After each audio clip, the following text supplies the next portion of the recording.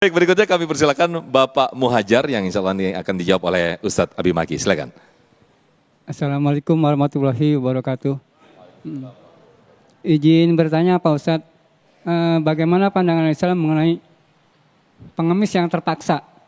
Jadi sebenarnya nggak ada niat mengemis, hanya karena berusaha gagal, rugi. Badan masih sehat, tapi karena merugi akhirnya untuk makan aja susah.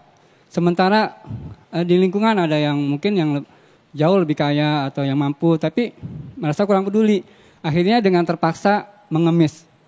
Itu aja Pak Ustadz, terima kasih. Wassalamualaikum warahmatullahi wabarakatuh. Waalaikumsalam, terima kasih Pak Muhajar. Fadhal Ustadz Abi Maki. Iya, jazakumullah khair. Terima kasih dengan pertanyaannya. Masya Allah, tabarakallah. Kalau seandainya mengemis artinya meminta, tapi memang ini adalah sangat diperlukan sekali. Kalau tadi Kiai Haji Khalil dengan menyatakan ucapannya memang terpaksa. Memang bukan apa pekerjaannya. Iya, bukan pekerjaannya. Bolehkah seperti itu? Iya, boleh. Boleh. Tapi bukan menjadi ketagihan. Takutnya enak juga ya. Oh, enak juga ya. Akhirnya ketagihan itu yang paling parah ya. Tapi kapan? Misalnya ternyata kalau meminta-minta satu misalnya dalam keadaan keperluan yang benar-benar sangat diperlukan. Contoh, gak punya makan di rumah, gak ada makanan dapur, gak ngebul atau bagaimana, silakan. Tapi tadi, mendingan datang kepada orang yang memang kita bisa percaya ataupun punten. Bahkan kalau tadi namanya, Masya Allah, orang yang menjaga dirinya, menjaga kehormatannya, bukan untuk meminta-minta, tapi apa? Kadang-kadang meminjam. Kadang-kadang bukan hanya meminjam, apa yang ada dalam di genggamnya bisa jadi dijual. Untuk apa? Untuk kebutuhannya. Jadi meminta itu adalah alternatif terakhir. Yang pertama bisa jadi menjual apa yang ada. Tapi ini sangat diperlukan. Ya sudah, berarti tidak menjual tapi meminjam. Iya. Ini nggak bisa juga apa yang diperlukannya, maka silahkan dalam kalimatnya demikian. Tapi repot kalau seandainya saya arahkan dulu kepada orang yang kaya tadi.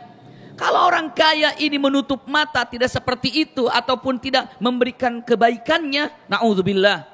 Punten, kalau ada kalimat yang sering kita dengar dalam hadis Rasulullah SAW, ya, man nafasa an kurbatan min kurabi dunya nafasallahu anhu kurbatan min kurabi yaumil qiyamah. Siapa saja yang memberikan kemudahan kepada orang lain saat di dunia, maka pastikan orang itu akan mendapatkan kemudahan kelak di akhirat. Masya Allah, itu dia. Tapi kalau mafhum mukhalafahnya, kalau dia tidak peduli terhadap kesulitan orang lain yang ada di depannya, tetangganya, sahabatnya, lalu punten Allah pun tidak akan pernah peduli kelak kepadanya saat dia kesulitan di akhirat. Sementara tidak ada kesulitan yang paling benar-benar menyulitkan kecuali kesulitan di akhirat. Kalau di dunia, kesulitan itu terus watilkal ayyamun nudawiluha bainan nas. Hari ini susah, besok akan senang. Hari ini senang, besok akan susah. Itu terbiasa demikian. Tapi kalau di akhirat tidak. Susah-susah selamanya, bahagia-bahagia selamanya, makanya neraka dan ada surga. Maka punten yang aghnia, yang kaya ini usikum wa iyaya nafsi bitaqwa. Ingat kalau di harta kalian ini, di harta mereka ini ada hak orang lain, maka serahkan kepada orang lain. Ini adalah hal yang luar biasa. Dan ingat, yang paling luar biasa Siti Khadijah, iya, itu kepada Maisarah ada satu tugas khusus yang disampaikan kepada Maisarah. Apa? Maisarah ini mendata siapa tetangga yang sekelilingnya yang kekurangan tanpa ditanya. Akhirnya Maisarah paling tahu data dan Siti Khadijah paling tahu data di Mekah mana yang fuqara, mana yang masakin. Karena beliau ini selalu memberikannya. Keberkahannya luar biasa, maka dicintai oleh masyarakat Mekah. Itu gambarannya. Iya, sekarang usikum wa iyaya nafsi bitaqwallah. Kadang-kadang orang kaya tidak tahu kalau tetangganya punten dalam keadaan kelaparan. Bahkan ada kata-kata demi Allah tidak dikategorikan orang yang beriman sempurna apabila dirinya tidur nyenyak tapi tetangganya dalam keadaan kelaparan. Iya, ini sangat mengerikan sekali. Maka tolong siapapun yang mampu, mumpung kita di bulan Ramadan, yuk kita awali.